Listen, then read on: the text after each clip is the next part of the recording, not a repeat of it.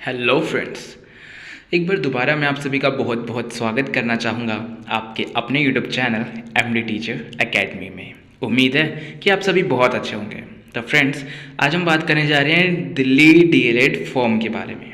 ठीक है, जैसे कि हम सभी को पता है कि दिल्ली जो डीएलएड का फॉर्म है वो निकल चुका है और जो उसकी डेट्स हैं और क्या क्वालिफ़िकेशन है वो सब हम इस वीडियो में जानेंगे। तो without wasting time let's get start this video. तो फ्रेंड्स, सबसे पहले हम इसकी एलिजिबिलिटी की बात कर लेते हैं कि बेसिकली जैसा कि आप सभी को वैसे पता ही होगा कि जो दिल्ली डीएलएड का जो फॉर्म है ये क्या एक तरह से डीएलएड कोर्स क्या है, एक टीचिंग कोर्स है ये, जिसके अंदर आप क्या कहते हैं पहले से लेकर 5वीं तक के टीचर बन सकते हैं सरकारी स्कूल में भी और प्राइवेट स्कूल के अंदर तो हाँ उसके अंदर भी बन ही सकते हैं। तो ये एक तरह से कोर्स है जो SCRT द्वारा करवाया जाता है। इसके अलग अलग कॉलेजेस इससे एफिलेटेड हैं, रिकॉग्नाइज्ड हैं। तो फिर वो एक तरह से मेन जो इसमें डिपार्टमेंट है वो SCRT का ही है। SCRT कंडक्ट करवाती है ये एग्ज़ाम और ये बेसिकली डीएलएड का पूरा कोर्स। और तो चलिए अब जानते हैं इसमें क्या क्या है, एलिजिबिलिटी के बारे में जानते हैं। ठीक है, तो एलिजिबिलिटी क्या है इसमें, सिर्फ आप 12th पास होने चाहिए। अगर आपके 12th पास हो आप और 50% मार्क्स के साथ पास हो आप तो फिर आप ये फॉर्म भर सकते हो, आप इसके लिए एलिजिबल हो। ठीक है, और अगर आप जैसे किसी कैटेगरी से हो, SC से हो, ST से हो या PWD कैटेगरी से हो तो फिर आपके 45% मार्क्स होने चाहिए 12th क्लास में, तो आपको एक तरह से छूट मिली है ये। ठीक है, अगर ये सब आप इतनी क्वालिफिकेशन है आपकी 12th के अंदर तो फिर आप इजीली एलिजिबल हो इस फॉर्म को फिलअप करने के लिए। इसमें नेक्स्ट आ जाता है हमारा एज लिमिट। चलिए एज लिमिट के बारे में जान लेते हैं। तो फिर आपकी जो एज लिमिट है इसमें जनरल की दी हुई है 24 ईयर्स। अगर आप जनरल्स कैटेगरी से हैं और क्या कहते हैं अगर आपकी एज 24 ईयर्स से कम है तो फिर आप ये फॉर्म फिलअप कर सकते हैं। इसमें SC ST और जो PWD हैं उनको 5 ईयर का रिलैक्सेशन मिला हुआ है, 5 साल की छूट मिली हुई है। इसका मतलब कि अगर आप इन कैटेगरी से होकर अगर आपकी 29 साल तक की एज है तो फिर आप ये फॉर्म भर सकते हैं, उससे कम में भी। नेक्स्ट है इसमें रिजर्वेशन पॉलिसी के बारे में बताया गया है। तो रिजर्वेशन पॉलिसी मतलब कि जैसे कुछ जो कॉलेजेस होते हैं तो कॉलेजेस की जो सीट्स हैं ना ये रिजर्व रहती हैं कुछ सीट्स। ठीक है, इसमें कैसे रिजर्वेशन में लिया गया है जैसे कि क्योंकि ये दिल्ली राइट है तो फिर दिल्ली के लोगों को ज़्यादा प्रेफरेंसेस दी जाएगी इसमें। तो इसमें बोला गया है जो रिजर्वेशन पॉलिसी है इसमें कि जो 85% सीट्स हैं जो हैं वो 12th इन दिल्ली, जिन लोगों ने दिल्ली के अंदर अपनी 12th करी हुई है उनके लिए 85% जो सीट्स हैं वो उनके लिए रिजर्व हैं। ठीक है, और जो 15% सीट्स वो जो बची हुई हैं वो अदर स्टेट्स के लिए, मतलब कि जिन बच्चों ने अलग अलग स्टेट जैसे यूपी, बिहार या फिर उत्तराखंड या जैसे पंजाब हो गए, इन स्टेट से करी हुई है तो ये लोग जो अप्लाई करेंगे तो इनके लिए 15% जो सीट्स है वो रिजर्व रहेंगे यहाँ पे। ठीक है, यहाँ पे एप्लीकेशन फ़ीस की बात करी गई है। तो फिर एप्लीकेशन फ़ीस में क्या है कि अगर आप जनरल हैं तो फिर आपको 500 रुपये पे करने पड़ेंगे इस एप्लीकेशन के लिए, इस फॉर्म के लिए। और अगर आप SC ST PWD या फिर OBC कैटेगरी से हैं तो फिर आपको 250 रुपये देने पड़ेंगे फ़ीस के लिए। ठीक है, तो ये था बेसिकली एलिजिबिलिटी और कुछ चीज़ें जो हमारा डीएलएड का फॉर्म निकला हुआ है उसके बारे में। तो इसके अलावा भी कुछ चीज़ें हमें जाननी चाहिए। जो शेड्यूल एक तरह से आप देख सकते हैं SCRT की वेबसाइट के ऊपर भी दिया हुआ है, ये शेड्यूल दिया हुआ है कि कैसे कैसे SCRT पूरा जो कोर्स है इसका ही जो एडमिशन प्रोसेस है इसको कैसे कंडक्ट करवाएगी, कैसे पूरा करेगी। ठीक है, तो जो प्रोस्पेक्टस था इसमें सबसे पहले एक्टिविटीज़ दी हुई हैं और डेट और एंड टाइम दिया हुआ है इसमें। ठीक है, तो क्या कहते हैं जो एक्टिविटीज़ हैं इसमें दी हुई हैं, अब देखते हैं, चलिए बात करते हैं इस प्रोस्पेक्टस और शेड्यूल के बारे में। जो प्रोस्पेक्टस था एक तरह से हाँ वो SCRT की जो वेबसाइट है उसके ऊपर 8 तारीख को शो हो गया था।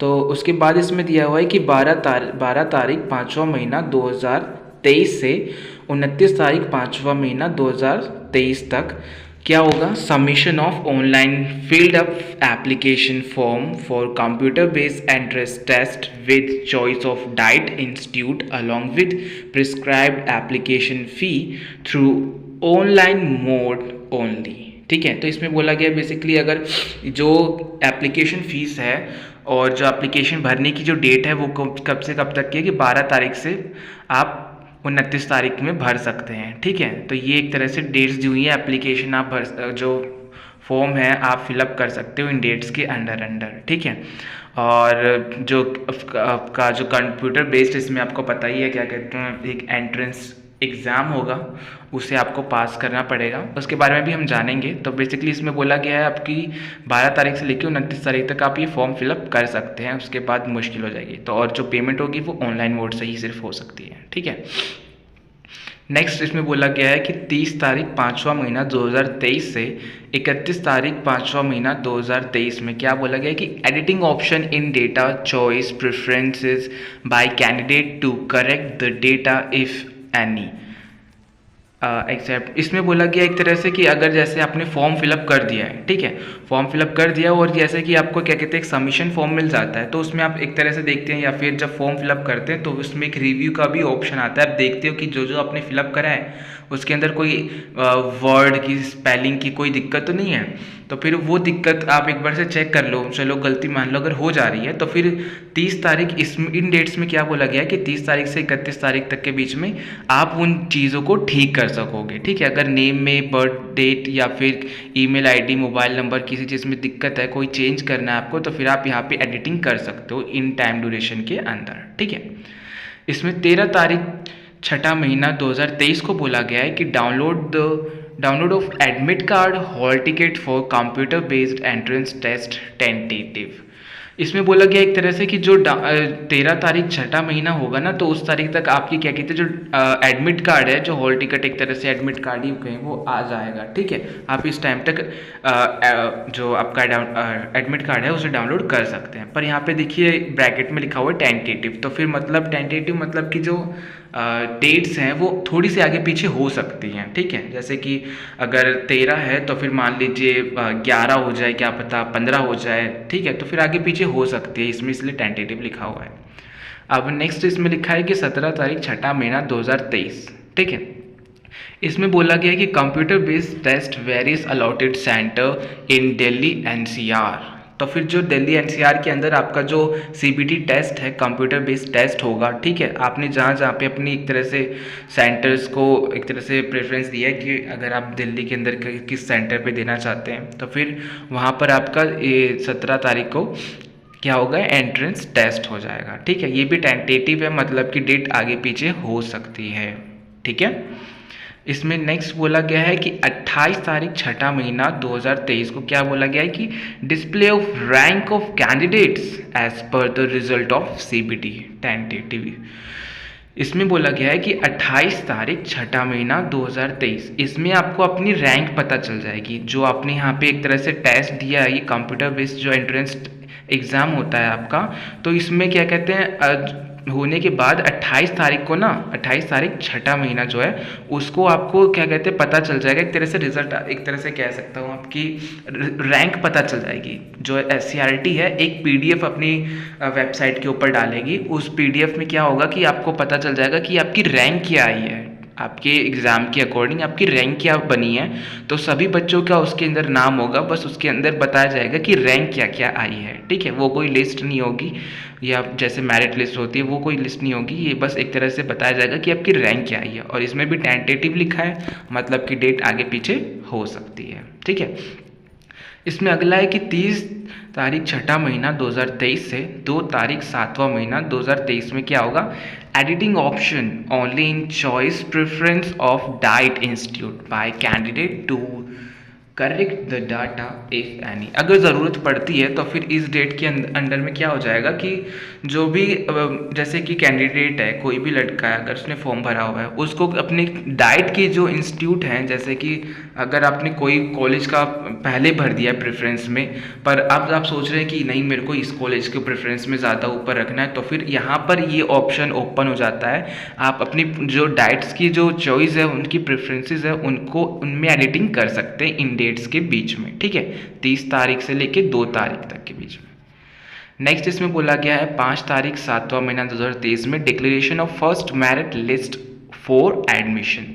तो जो एडमिशन के लिए जो फर्स्ट एक तरह से जो डिक्लेयर हो जाएगी क्या, फर्स्ट मेरिट लिस्ट हो जाएगी। इसके अंदर आपको बता दिया जाएगा कि आपकी प्रेफरेंसेस के अकॉर्डिंग या फिर एक तरह से जो SCRT का जो ठीक लगेगा उसके अकॉर्डिंग वो बता देगी यहाँ पे एक इस लिस्ट में कि आपको कौन सा कॉलेज अलॉट हुआ है। ठीक है, आपको कौन सा कॉलेज अलॉट हुआ है, आपको कौन से कॉलेज में एडमिशन लेना है, एक तरह से ये पता चल जाएगा इस लिस्ट में, फर्स्ट मेरिट लिस्ट में। ठीक है, एक तरह से। और फिर क्या होगा, इसमें बोला गया है reporting of candidates of first admission list for admission at allotted diet institute along with the original documents as well as submission of 2 set of all document along with slip of part some admission fee for verification and provisional admission reporting। एक तरह से इसमें बोला गया है कि जैसे कि अगर आप मान लीजिए आपका फर्स्ट जो मेरिट लिस्ट है उसके अंदर आपका नाम आ गया, तो फिर आप 6 तारीख से लेकर 10 तारीख तक के बीच में आपको अपने जहाँ पे भी कॉलेज का आपका जहाँ पे नाम आया है वहाँ पर आप कॉलेज में जाओगे और वहाँ पर क्या कहते हैं अपना एडमिशन करवाओगे। ठीक है, तो फिर आपको जो रिपोर्टिंग टाइम है वहाँ पर क्या देखते से डेट है वो है 6 तारीख से आप 10 तारीख के बीच में वहाँ पर जा सकते हैं। ठीक है, इसमें 13 तारीख से 14 तारीख तक में बोला गया है कि declaration and reporting of candidates of second list for admission at allotted diet institute along with the original documents as well as submission of 2 sets of all document along with slip of part admission fee for verification and provisional admission reporting।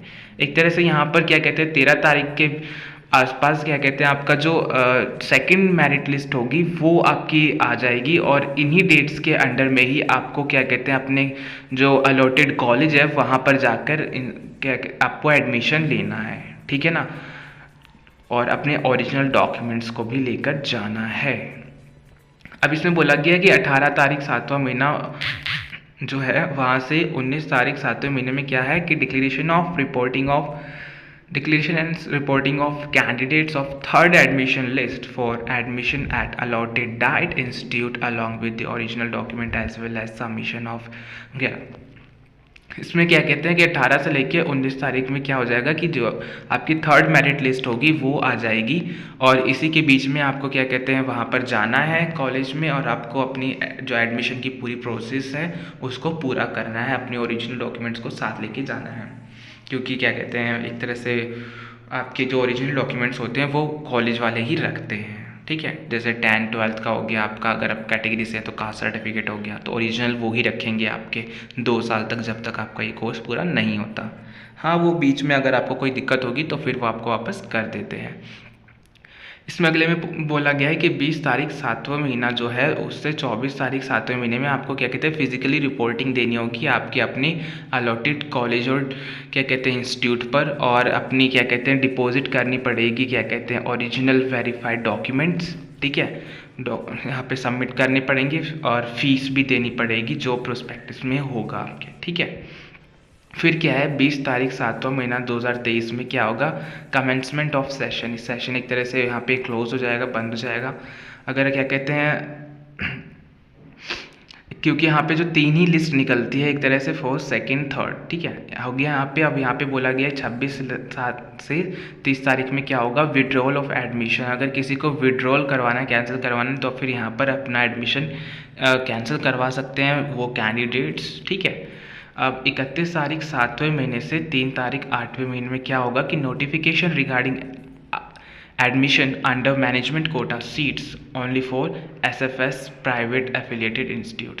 तो फिर क्या कहते हैं जो एक तरह से private institutes होंगे उसमें क्या कहते हैं मैनेजमेंट कोटा के थ्रू जो एडमिशन होगा वो होना स्टार्ट हो जाएगा। मैनेजमेंट कोटा एक तरह से मतलब अगर किसी बच्चे का लिस्ट में नाम नहीं आया है, पहली दूसरी तीसरी लिस्ट में बच्चे का नाम नहीं आया है, तो मैनेजमेंट कोटा एक तरह से पैसे देकर भी आप लग सकते हैं। पर इसमें पैसे जो होते हैं मतलब लाइक 1-1.5 लाख रुपए आपको देने पड़ जाते हैं आपकी एडमिशन फ़ीस एक तरह से। तो ये बहुत ज़्यादा लाइक वो होता है एक्सपेंसिव, पर अगर आप एफोर्ड कर सकते हैं तो फिर आप करवा सकते हैं इसमें एडमिशन अपना। एक फिर इसमें बोला गया है कि 28 तारीख 7वां महीना इसमें बोला गया है कि notification regarding counselling round sport round. इसमें क्या होगा कि जैसे कि देखिए यहाँ पे फर्स्ट लिस्ट निकल गई, सेकंड लिस्ट निकल गई, थर्ड लिस्ट निकल गई, और जो क्या कहते हैं हमारा मैनेजमेंट कोटा से एडमिशन होना था वो भी हो गया, ठीक है। पर अगर अभी भी क्या कहते हैं किसी कॉलेजेस में सीट्स बची हुई हैं, ठीक है, मतलब पूरी सीट्स एक तरह से कॉलेजेस में जितनी भी सीट्स होंगी कैंडिडेट्स के लिए वो पूरी फिल्ड अप नहीं हुई हैं, पूरी नहीं भरी हैं, बहुत बच्चों ने एडमिशन अब जैसे अपना कैंसिल करवा लेते हैं, ठीक है ना। तो कुछ लोग फ्लोट कर देते हैं सीट को, तो फिर इस वजह से उनका एडमिशन नहीं हो पाता, दिक्कत हो जाती है। तो फिर अगर जिन बच्चों का जैसे कि कुछ कॉलेजेस में अगर सीट्स बच जा रही हैं तो यहाँ पर क्या होगा, एक तरह से काउंसलिंग राउंड होता है, स्पोर्ट राउंड होता है, ठीक है। अगर जैसे कि जितनी सीट्स बच जाएंगी तो उसके के रिगार्डिंग क्या कहते हैं यहाँ पर 28 तारीख को एक फॉर्म और निकलेगा SCRT की वेबसाइट पर, आपको वहाँ पे फिलअप करना पड़ेगा। जैसे अगर आपका फर्स्ट सेकंड थर्ड लिस्ट में नाम नहीं आ रहा तो आप काउंसलिंग राउंड में एक तरह से पार्टिसिपेट कर सकते हो, ठीक है। आप यहाँ पे आपको एक फॉर्म भरना पड़ेगा जो 28 तारीख को आएगा। आप क्या कहते उस फॉर्म को भर दोगे और फिर क्या कहते हैं एक लिस्ट आएगी, एक पहले लिस्ट आएगी कि किन किन बच्चों ने क्या कहते हैं एक तरह से काउंसलिंग राउंड का फॉर्म भरा है। जितने भी बच्चों ने भरा होगा तो फिर जितने भी बच्चे भरेंगे तो फिर उन बच्चों में जिन जिन बच्चों की रैंक ज़्यादा आई होगी, मतलब ऊपर की साइड होगी, तो उन बच्चों को एडमिशन जल्दी मिल जाएगा, एक तरह से चांसेस ज़्यादा होते हैं उनको जल्दी मिलने के। तो ये होता है काउंसलिंग राउंड, मतलब कि जो बची हुई सीट्स हैं, जो खाली सीट्स हैं, उनको भरने का एक तरह से राउंड होता है काउंसलिंग राउंड, ठीक है। तो कोशिश कीजिएगा आप अच्छे से मार्क्स लेकर आएँ ताकि आपको एक तरह से काउंसलिंग राउंड में बैठने ही ना आपको फर्स्ट सेकंड या थर्ड लिस्ट में ही नाम आ जाए। तो फ्रेंड्स ये था एक तरह से दिल्ली DLED जो एक तरह से फॉर्म निकला हुआ है, इसकी एलिजिबिलिटी ये सब हमने जानी। ये कोर्स बहुत ही अच्छा है, सच में बहुत अच्छा है, आपको करना चाहिए। और ये सब कुछ था इस कोर्स के बारे में। अगर आपको ये वीडियो अच्छी लगी तो please like share and subscribe. I will see you soon with a new video. For till time, bye bye.